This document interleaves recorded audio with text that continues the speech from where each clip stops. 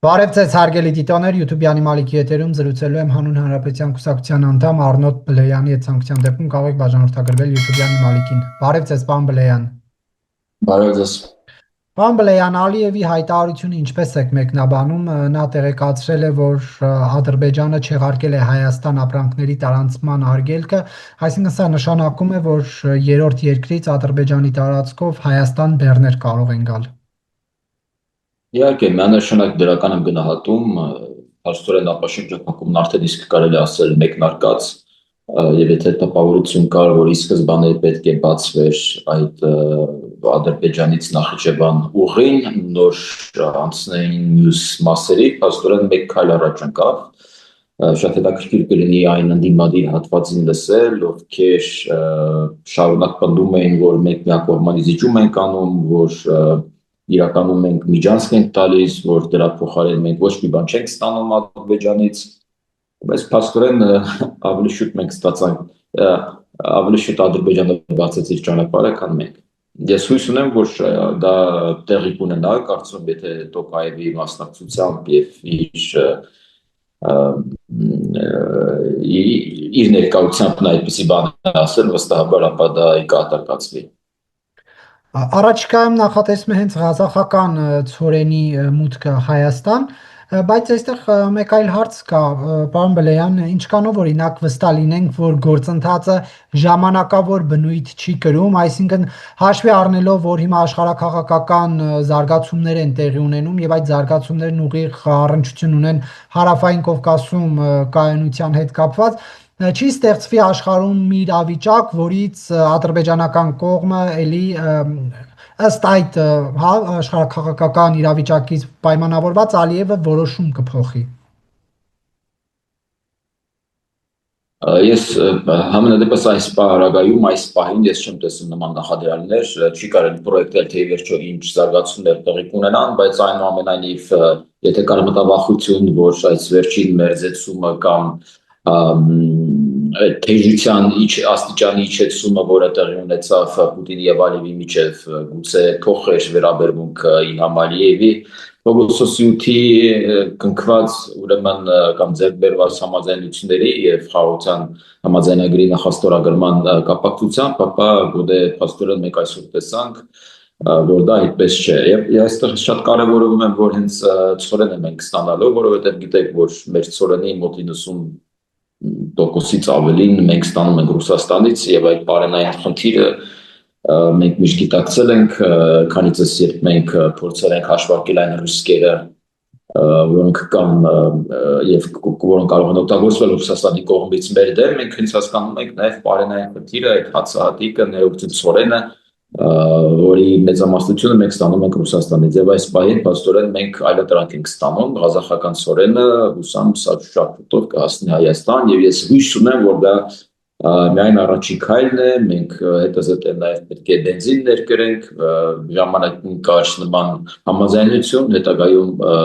չհասկացվեց թե ի վերջո ինչ եղավ, կարծես թե շատ փոքր խմբականակ ենք մենք ներմուծում, բայց կարծում եմ Ղազախստանի հետ մենք պետք է շատ լուրջ հարաբերություններ ձևավորենք, ես նույնիսկ կողմ եմ, որ մենք Ղազախստանի հետ ռազմավարական համագործակցության խարտը ստորագրենք, այդպես ինչպես մենք դա արեցինք բոլորովին վերջերս Իրանի հետ, Ղազախստանը շատ կարևոր երկիր է եւ հաշվի առնելով միջին միջանցքի կարևորությունը եւ հաշվի առնելով Ղազախստանի դիրքը եւ նշանակությունը հենց այդ նույն միջին միջանցքի պարագայում մենք պետք է հնարավորինս շատ զարգացնենք մեր հարաբերությունները Ղազախստանի հետ, թե երկկողմ, թե բազմակողմ ձևաչափերով։ Հայտնի է, որ Հայաստանի համար հացահատիկի ներկրման շուկաներից առաջնայինը Ռուսաստանն էր, այսինքն կախվածություն կար ինչ-որ առումով։ Սա արդյոք բալանսավորում կարող ենք համարել, թե ոչ։ Գիտեք, ես մի փոքր վերապահում ունեմ այդ բալանսավորում բառի կապակցությամբ, որովհետև երբ դու գրեթե ամբողջությամբ կախված ես եւ այդպիսի մեծ կախվածության մեջ ես գտնվում մեկ կետից Ռուսաստանի Դաշնությունից, ապա սա ես անվանում եմ ոչ թե բալանսավորում, այլ կախվածության նվազեցում, բերել ավելի գիտակից մակարդակի, որովհետև այն աննորմալ ներկայությունը, որ Ռուսաստանն ունի Հայաստանում, տնտեսական ներկայությունը դա անընդունելի է եւ սա եթե Այո, եթե մենք հաշվի առնենք Ղազախստանը չնայած ԵԱՏՄ անդամ է, բայց ԵԱՏՄ անդամ առանձին պետություններ են, մենք պետք է զարգացնենք մեր հարաբերությունները անկախ ԵԱՏՄ մեր մասնակցելու չմասնակցելուց։ Եվ այո, հնարավորինս շատ պետք է նվազեցնենք մեր կախվածությունը Ռուսաստանից եւ այդ կախվածությունն արդեն դիվերսիֆիկացնել ուրեմն այլ խաղացողների միջև եւ չփորձել մեկ կախվածության մեջ ընկնել կամ ենթադրենք մոտ 30-40% չափաբաժնով մեկ կախվածության մեջ ընկնենք մեկ այլ պետությունից, որովհետև դա անթույլատրելի է։ Մենք տեսել ենք դա ինչին է բերում։ Եվ հետևաբար այո, Ղազախստանը շատ կարևոր պետություն է այս գործընթացում։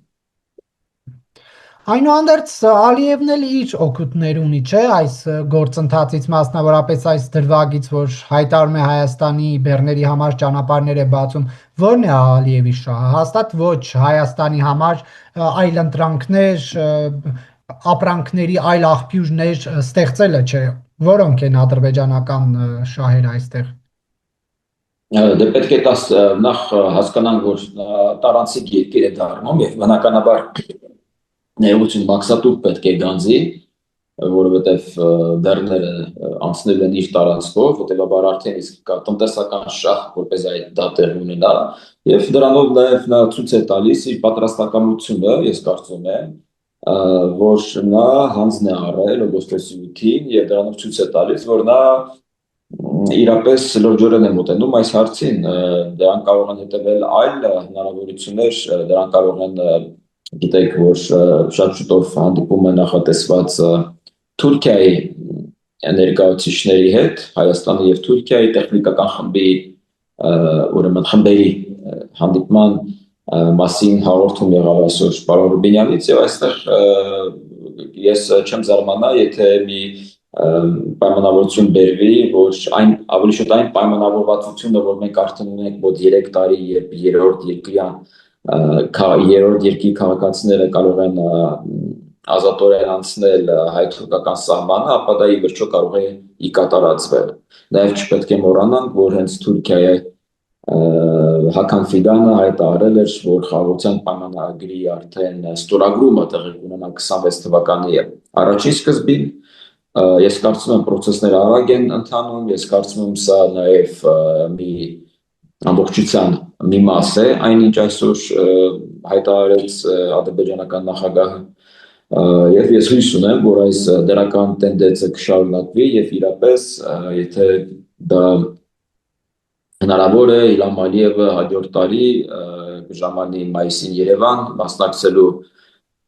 եվրոպական համայնքի այդ նիստին, որին նաև մասնակցելու են շատ ու շատ երկրներ, նույնիսկ խոսքի գնում Միացյալ Նահանգների նախագահի մասին, գիտենք, որ Էրդողանն է այստեղ լինելու, գիտենք, որ Միացյալ Թագավորության վարչապետն է այստեղ լինելու եւ կարծում եմ, դա շատ լավ առիթ է, եթե հենց այստեղ Երևանում մենք ստորագրենք արդեն վերջնական ստորագրենք խաղաղության համաձայնագիրը։ Պարոն Բլեյան, տեսեք, մի կողմից Ալիևի այս հայտարարությունը ընկալվում է կառուցողական քայլ դեպի հարաբերությունների կարգավորման, բայց մյուս կողմից նա շարունակում է օգտագործել օգոստոսյան այդ պայմանավորվածություններից դուրս, հա, ձևակերպումներ, մասնավորապես այսպես կոչված ճակերտավոր Զանգեզուրի միջանցքասվածը, սա արդյոք չի նշանակում, որ Ալիևը հեչել կառուցողական չէ։ Գիտեք, ես կարծում եմ նա շարունակել է օգտագործել այդ տերմինը, որովհետև նա շարունակաբար օգտագործել այդ տերմինը եւ դժվար է պատկերացնել, որ նա կարող է հետ կանգնել, որովհետև հարցեր կառաջանա իրենց մոտ։ Ես կարծում եմ նա օրինակ նույն այսօրվա տեքստում նա նաեւ թե օգտագործեց այսպես կոչված Զանգեզուրի միջանցքը, թե նաեւ հիշատակեց հենց TRIP ուղին, Թրամփ ուղին, դրանք հավասարեցնելով, ես կարծում եմ նա այդ միտումն ունի, որպեսզի այդ Զանգեզուրյան միջանցքը, որը շատ նեգատիվ ընկալում ունի հայ հասարակության մոտ եւ ոչ միայն, ի վերջո իր հասարակությունում նույնպես բերի այն ընկալմանը, որ սա իրականում ոչ թե միջանցք է, այլ ուղի է լինելու, սովորական ուղի է լինելու։ Հետևաբար ես ըմբռնումով եմ մոտենում, որ նա կոչում է այդ ճանապարհը Զանգեզուրյան միջանցք, մենք էլ դա կոչում ենք Թրամփ ուղի, մենք կարող ենք դրան մեկ այլ անվանում տալ, բայց դրանից որևէ բան չի փոխվի։ Կարևոր է թե տեխնիկապես դա ինչպես է իրագործվելու։ Իրապես մենք դեռ չունենք ամբողջ պատկերը, բայց հույս ունենք, որ այն ինչ տեղի ունենում, իդեպ այստեղ նաև պետք է հասկանալ, թե արդյոք այդ բեռները գալու են եւ իրենք մաքսատուրք են գանձելու թե ոչ,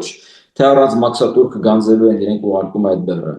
Որտեւ եթե առանց ես օրինակ հենց նոր ասացի եւ մտածեցի, որտեւ եթե առանց մաքսատուրք գանձելու են այդ բեռներն ուղարկում, ապա կարծում եմ այստեղ վտանգներ կան, որովհետեւ նա միգուցե փորձի այդ փոխադարձելիությունը փոխանցի մեզ։ Բայց այնուամենայնիվ նույն Իլհամ Ալիևը հայտարարել էր բոլորին վերջերս իր տված հարցազրույցում, որ նա է շարունակաբար մեզ համոզել, որ այդ ճանապարհը, այդ միջանցքը շատ կարևոր է, որովհետև մենք մաքսատուրքեր են գանձելու, խոսքով պետք է սպասենք, տեսնենք, թե ի վերջո գետնի վրա ինչ արդյունքներ դրանք կբերեն, բայց այնուամենայնիվ ես կարծում եմ, որ դա շատ կարևոր է, որոշ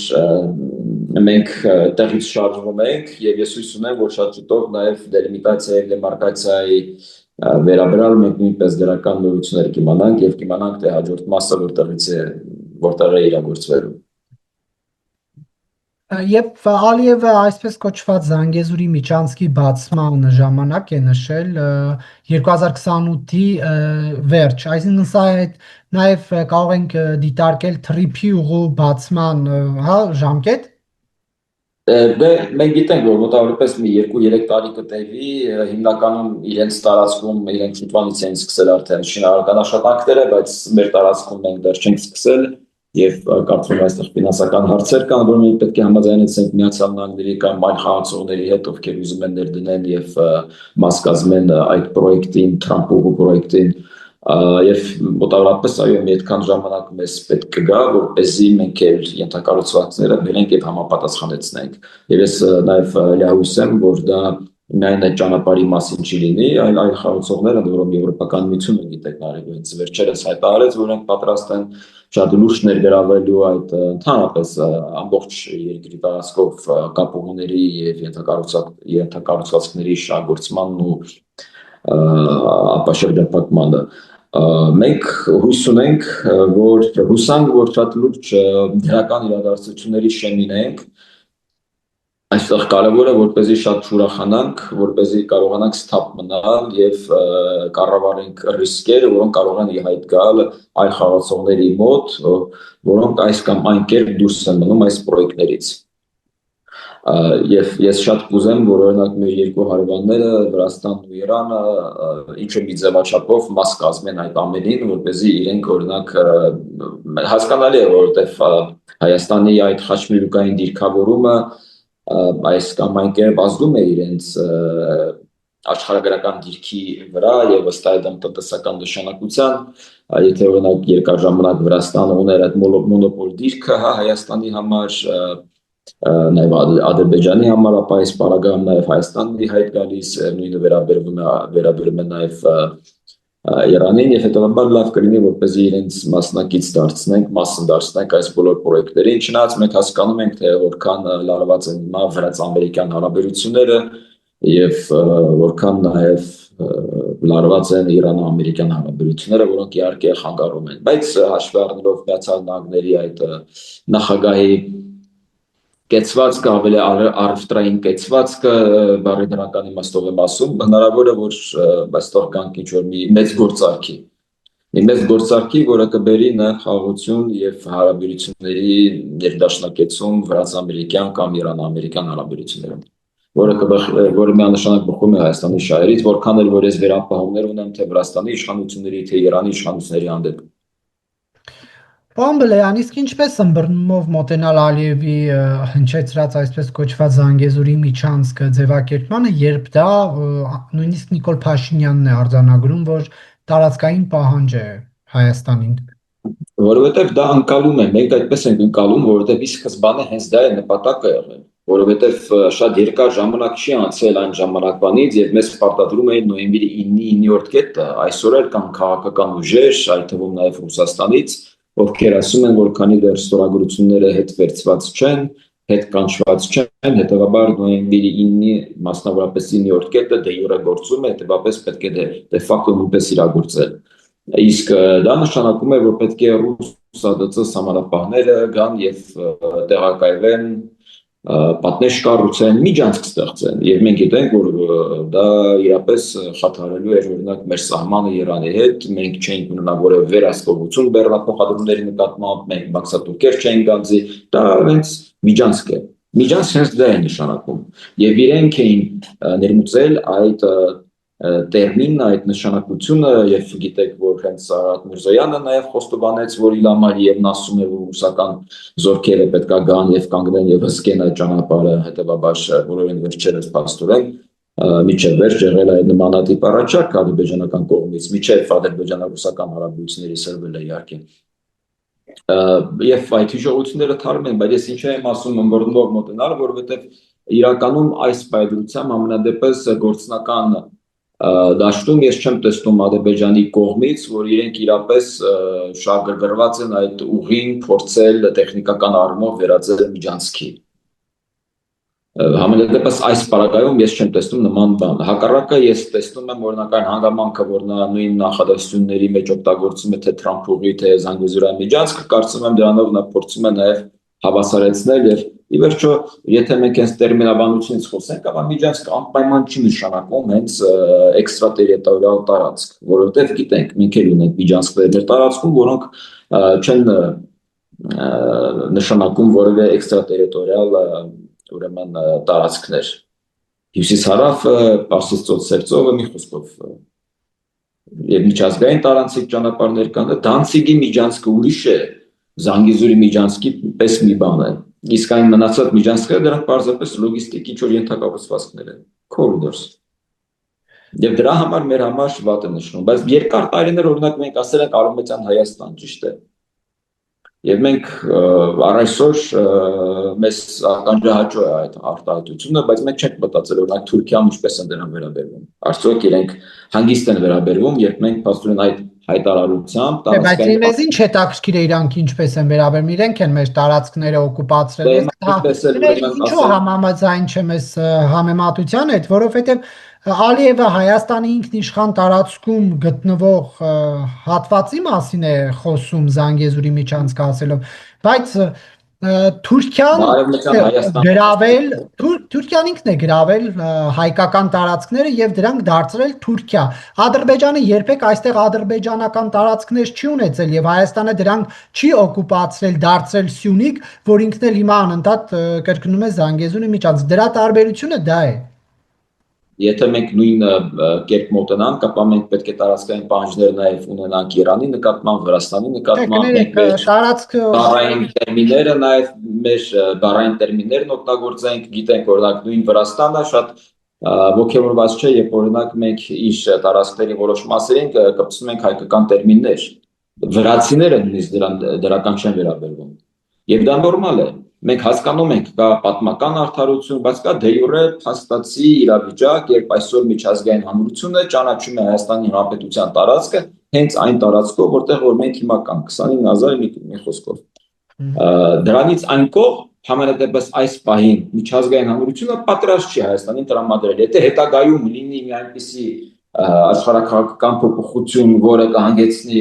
որ միջազգային հանրությունը դրական կմոտնա որպեսզի մեր պատմական հողերը Թուրքիայից կամ Ադրբեջանից կամ թեկուզ Իրանից, այսինքն չորացած Ուրմիա լիճը վերադառնա Հայաստանին, ապա մենք այս ժամանակ կարող ենք արդեն հանգիստ դրան վերաբերվել։ Ես ուզում եմ ասել անկախ դրանից, եթե մենք համարում ենք, որ այո, պատմականորեն, ոչ թե եթե ճիշտ եք ասում, պատմականորեն մենք մեր հողերն են եղել, բայց Թուրքիայում ծնված եւ ապրած եւ մեծացած մարդը նա այլ դիտացում ունի, այլ կրթություն ունի, այլ սովորույթներ ունի եւ նա այնտեղ մեծացել եւ ծնվել է, հետո լսում է որ կողքի երկրում ասում են որ սա պատմական Հայաստանն է։ Միգուցե նրանք նույնպես այնքան վատ են լսում դրան վերաբերվում, ինչպես օրինակ մենք այսօր վատ ենք վերաբերվում եւ բոլորին վերջերս Ադրբեջանից մեր Շմիքի մարզը եւ նաեւ Գեղարքունիքից մի խոսքով կոչում էին Արևմտյան Ադրբեջան, ճիշտ է։ Պարոն Բլեյան, ներհայաստանյան թեմաների անդրադառնանք, հայտնի դարձավ Մայրաթորը հայտնեց, որ կաթողիկոսի տնօրինությամբ կարգալույծ է հռչակվել Տեր Արամ Քահանան, Հովանավանքի հոգևոր հովիվը, գիտենք նա ինչ պատմություններով է անցել, Նիկոլ Փաշինյանի ընտանիքի հետ է անգամ կապեր ունեցել, դուք ինչպես եք սա մեկնաբանում։ Ես սպասում եմ, որ նույն դաշնակցությունը մնացած մեր ձևով շարժումը, մնացած այսպես կոչված ընդդիմադիրները միանգամից դատապարտեն եւ ասեն, որ սա հետապնդում է այլ քահանաների նկատմամբ, ովքեր ունեն այլ կարծիք, որովհետեւ երբ օրինակ նման օրինակ դեպքեր են լինում, իրենք միանգամից դատապարտում են, ասում են Վարդան Ղուկասյանը քաղաքաբանտարկյալ է, այդ եկեղեցականները, որոնք ձերբակալվել են քաղաքաբանտարկյալ են, Արմեն Աշոտյանը քաղաքաբանտարկյալ է, հա, բայց հիմա օրինակ իրենք չեն հայտարարում, որ Տեր Արամը հետապնդման է ենթարկվում կաթողիկոսի կողմից, որովհետև իրենք ունեն անհամաձայնություն։ Ես իհարկե բացասական եմ դրան վերաբերվում, ես տեսնում եմ, որ կաթողիկոսը գնալով էլ ավելի է կտրվում իրականությունից եւ նա գնալով սկսում է կորցնել իրականության զգացումը եւ չի գիտակցում, որ իրականում նա կորցնում է կաթողիկոսարանը իր այդ քայլերով, որովհետեւ կարծում եմ, որ դա կհանգեցնի էլ ավելի մեծ քանակի քահանաների եւ այլ հավատավորների եւ եկեղեցականների միանալ այդ Տեր Արամին, Տեր Թադեին, Խորեն Հովհաննիսյանին, մնացածներին, ովքեր քաջություն են ունեցել բարձրաձայնելու եկեղեցիում տիրող անարդարությունների եւ անազնիվ գործունեությունների մասին։ Այսպիսով կաթողիկոսը չփակեց նրանց կոպիտ ասեմ բերանները եւ այլևս էլ ոչ մեկ ռիսկ չի անի ծպտուն հանել, որովհետեւ տեսան, որ մեկը խոսեց եւ կարգալույց հռչակվեց։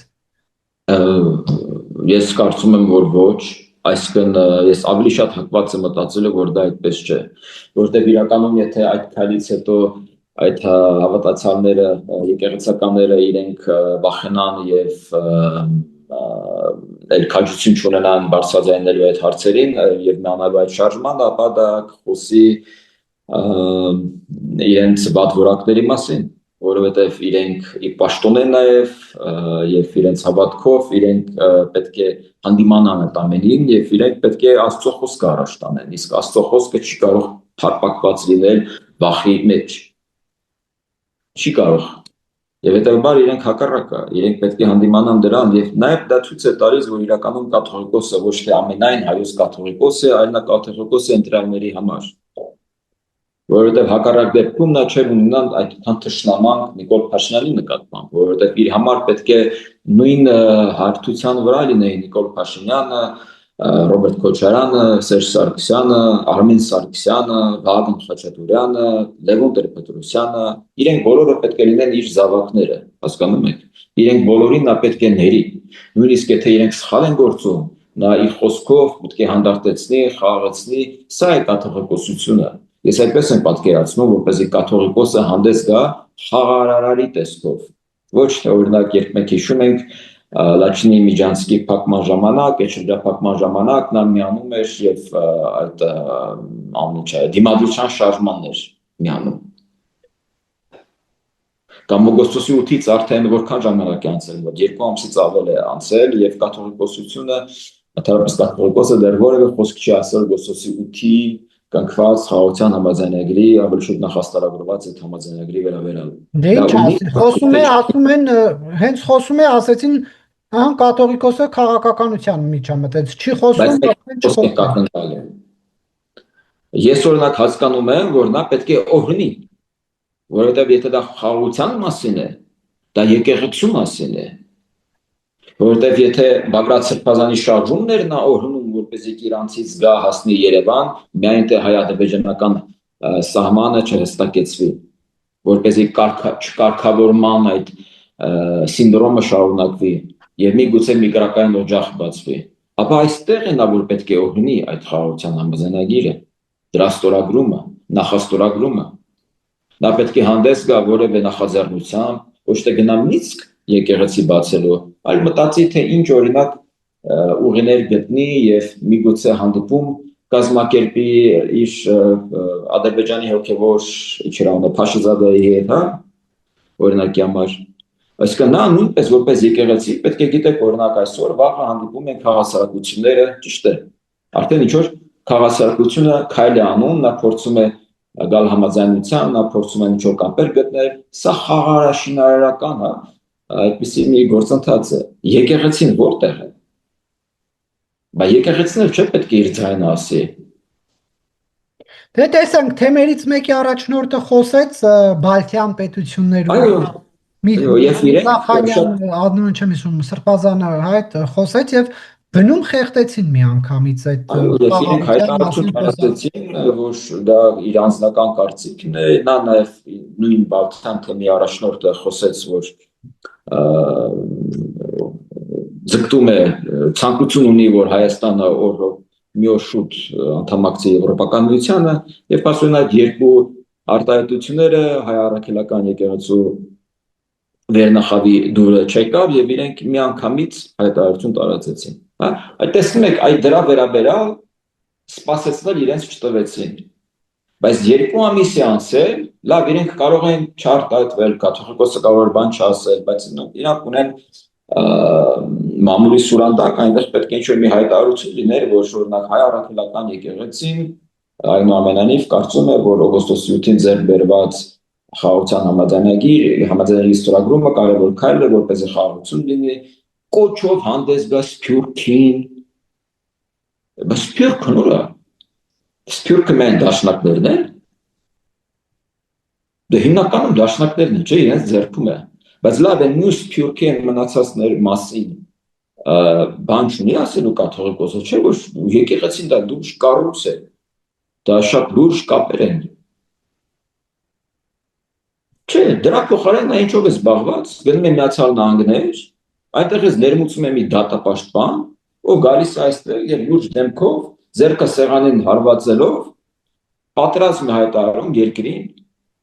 երկրի ղեկավարին,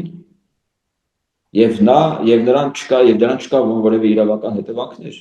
Ես պատկերացնում, եթե որևէ իրավապաշտպան, դատապաշտպան գնար Միացյալ Նահանգներ, այնտեղ մամուլասուլիս հրավիրեր եւ նման հայտարարություններով հանդես գար Միացյալ Նահանգների եւ Թրամփի հասցեին։ Ինչ տեղի կունենար իր հետ։ Որքան նա կմնար Միացյալ Նահանգներում, միջև իր արտաքսվելը կամ միջև թափես ձերբակալվելը։ Բայց կաթողիկոսը բերեց այդ փաստաբանին, թե Սամվել Կարապետյանը։ Չէ, Սամվել Կարապետյանը արդեն բանտարկված էր, Միացյալ Նահանգներ նա գնաց, կաթողիկոսը եւ ներմուծեց իր հետ վերեց, բայց չեմ հիշում միաժամանակ եկան թե հետո եկան համեմատապես դա համակավ այն ժամանակաշրջաններ եւ ես ունեմ տեղեկություն, որ հենց նա է զբաղվել։ Ի վերջո որտեղից է նա ճանաչում այդ դատապաշտպանին, որտեղ այդ նույն դատապաշտպանը ճանաչում է ռուսական ԿԳԲ-ի ֆիլիալ համարվող ռուս ուղղափառ եկեղեցի Ուկրաինայում, ուկրաինական պետությունից, որտեղ Ուկրաինայում գիտակցեցին, որ իրենք ոչ թե զբաղվում են հոգևոր կյանքով, այլ զբաղվում են մարդկանց ուրեմն հավաքագրելով, հակապետական գործունեությամբ եւ փակեցին։ Եվ այդ նույն դատապաշտպանը պաշտպանում է ռուսական ուղղափառ եկեղեցին ուկրաինական պետությունից։ Պատկերացնում եք, մենք այսպեսի դատապաշտպանություն գործ ունենք։ Այդ նույն դատապաշտպանը ուրեմն պայմանագիր ունի թուրքական պետության հետ, Էրդողանի հետ, որ ընդդիմադիր գործիչներին այլ երկրներում դատական հայցերով հետևից մնի գնա բռնի դրանց բերի։ Բայց լավ, վերադառնալով այս իրավիճակին, հիմա կաթողիկոսը կարգալույց է արել հոգևորականին, Նիկոլ Փաշինյանը հայտարարել է, որ առաջիկա կիրակին գնալու է այդ հոգևորականի մատուցած պատարագին, այս իրավիճակը ինչի մասին է խոսում։ Դե լարվում է իրավիճակը, որովհետև փաստորեն Տեր Արամը միգուցե ի պաշտոն այլևս իրավունք չունի մտնել այնտեղ եւ նման գործառույթով զբաղվել։ Մյուս կողմից հարց առաջանում, թե արդյոք կաթողիկոսը ի վերջո կաթողիկոս է, թե նա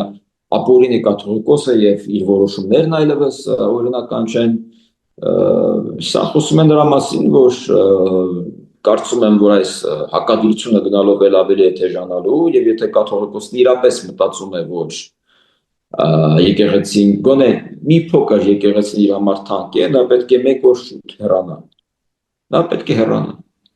Որովհետեւ եթե մենք այսօր հարցում անցկացնենք հայաստանցիների մոտ, փակ հարցում, որ իրենք կաշկանդված չլինեն արտահայտվելու, իրենք կասեն, որ բոլորն էլ գիտեն, որ հիմնականում բիզնեսով են զբաղված։ Եղբայրը Մոսկվայում գումարտակ է օրհնում, հայերի գումարտակ, որ գնան սպանեն ուկրաինացիներին, ուկրաինահայերին։ Պատկերացնում եք, անպատկերացնելի է, որպեսզի հայկական թեմի առաջնորդը Մոսկվայում օրհնի հայկական գումարտակին, որ իրենք մասնակցել այլ երկրով պատերազմի դեմ, ընդ որում մենք գիտենք, թե ով է ագրեսորը, այնտեղ երկրորդ կարծիք չկա։ Հետո նաև ասում էին ինչ որ այդ գումարտակից մարդիկ պետք է գային Հայաստան, հեղաշրջում անեին, Հայաստանի ԱԱՑ-ն այդ տեղեկությունը տարածեց։ Մենք հիշում ենք այդ դեպքերը, որ իրենք կարծեմ Ռոստիդոնովում, եթե ճիշտ եմ հիշում, այնտեղ թրեյնինգների էին մասնակցում, այստեղ պետք է հեղաշրջում կատարեին, այսպիսի մարդկանց հետ մենք գործում ենք։ Բայց կաթողիկոսը ասաց, որ ինքը չի հեռանալու, հա, երբ որ մեր ձևովի ուխտավորներին ընդունեց մայրաթոռում Կիրակի օրը, նշեց, որ անկախ իշխանության հակաեկեղեցական արշավից հայաստանյաց եկեղեցին, առաքելական Սուրբ եկեղեցին անսասան է։ Սա նշանակում է, որ ոչ մի հետքայլ չի լինելու։ Տեսնում եք, ինքը ժամանակ ունի, օրինակ, այսպես կոչված մեր ձևով շարժման, այսպես կոչված ուխտավորներին դիմավորելու, հանդիպելու, քննարկելու, նա ժամանակ ունի գնա Մինսկ եկեղեցի կառուցելու, կառուցած եկեղեցի բացմանը մասնակցելու, բայց նա ժամանակ չունի ի վերջո խաղաղության օրհնանք արտահայտելու։ Իրենք չեն հասկանում իրենց գործառույթը որն է։ Իրենք չեն հասկանում, որ իրենց խոսքն է։ Եկեք լավ տեսնեք Հռոմի Պապին պատկերացնում եք այդպիսի գործառույթների մեջ։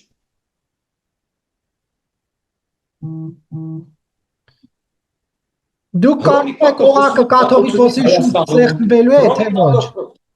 Հռոմի Պապը էլ մեզ օրհնում, էլ Իսրայելին օրհնում, էլ Ուկրաինային օրհնում, այսինքն որտեղ կան կնակային օջախներ, նա իր օրհնական խոսքն է ասում։ Ընդ որում heç կապ չունի դու կաթոլիկ ես, ուղղափառ ես, առաքելական ես, մուսուլման ես, մահմեդական ես։ Լավ, Գարեգին բան չունի ասելու, ես զարմանում եմ ուղղակի։ Դա լրիվ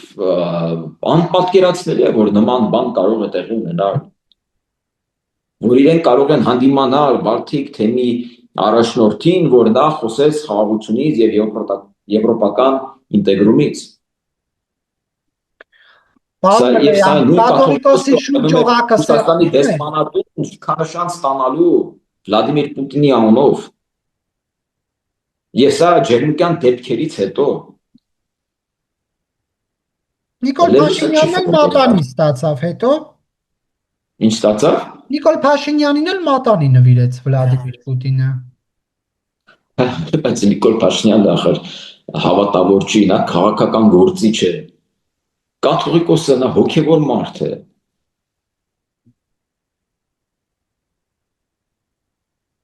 Հիմա դեսպանը պետք է գնա կաթողիկոսարան եւ այնտեղ հանձնի շքանշան։ Դա ինչ գործ ունի գնում է ուրիշի դեսպանատուն։ Հաշվետվություններ տալիս։ Մենք հիշում եմ, ելի խոսել ենք այս թեմայից, կարծում եմ չկրկնվելու համար օրինակներ չբերեմ, թե ինչեր չէր անում կաթողիկոսը շատ կարևոր բաների։ Ինչ էր անում։ Դե մենք հիշում ենք օրինակ, որ գերիների պահով նա մատը մատին չտվեց եւ երբ թարապես ժամանակը եկել էր, որպեսզի նա դիմի թե իր գործընկերոջը Ռուսաստանում Կիրիլին կամ միջնորդավորված դիմի Թուրքիային, նա թարապես ասաց, որ ես ոչ մի բան չեմ անելու, որովհետեւ եթե ես մի բան անեմ, դա դուրս կգա, որ ես Նիկոլին լավություն եմ անում։ Իսկ գերիների ազատագրումը իր կողմից նա համարում է, որ նա լավություն է անում Նիկոլին։ Մենք այսպեսի համակարգի հետ գործ ունենք, Նարեկ։ Դրա փոխարեն ես օրինակ տեսա Արամ Վեհափարի, հա, օրինակ քայլը։ Եվ ես բարձր եմ գնահատում։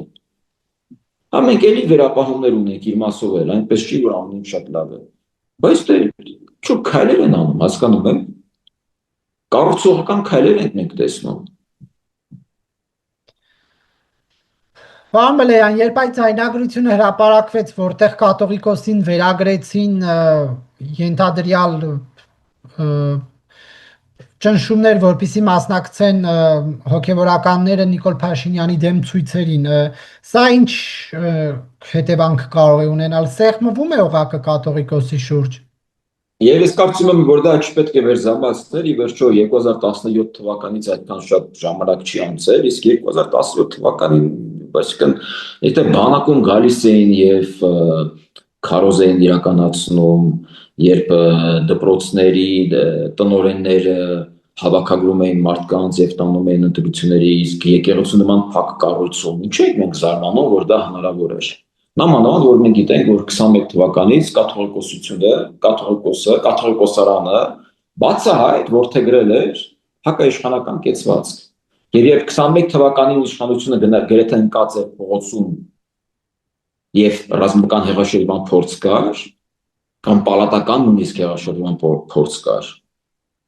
այն ժամանակ էլ պետությանը պետք էր կաթողիկոսը, որպեսզի նա իր խոսքով, հանդարտության կոչով, խաղաղության կոչով համախմբի մարդկանց։ Դրա փոխարեն նա միացավ Վազգեն Մանուկյանի շարժմանը։ Օրինակ 16 թվականին նա բան չէր ասում քարոզիա պատերազմի ժամանակ։ Կբռնեն կաթողիկոսին, այսինքն դա հրապարակեցին, որ հետո գնան կաթողիկոսի հետևից։ Ես չեմ զարմանա, եթե դա ի վերջո կա քրեական վարույթ, եւ այդ քրեական վարույթով փաստորեն արդեն կոնկրետ հենց կաթողիկոսը ինքը անձամբ է ուրեմն սուբյեկտ, եւ ես չեմ բացառում, որ դա ի վերջո տեղի կունենա։ Եվ ես կարծում եմ դա այդքան էլ պատվաբեր չէ իր համար։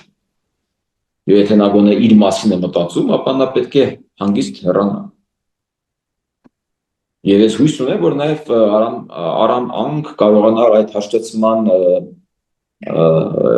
դերը տարաներ, դերակատարում։ Հարամ առաջինը պետք է համոզի Գարեգին, երկրորդին, որ նա հեռանա։ Այո։ Միջնորդ էր,